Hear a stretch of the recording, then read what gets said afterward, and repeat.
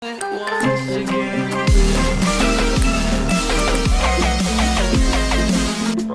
pada ketinggian 700 sampai 800 meter di atas permukaan. Luas wilayah kampung Langgen adalah 506 yang terdiri area dan persawahan. Berdasarkan data kependudukan tahun 2018,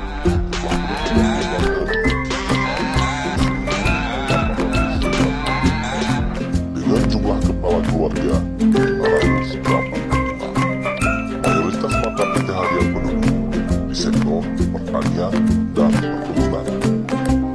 Secara administratif, kampung Langgen terdiri dari 3 dusun.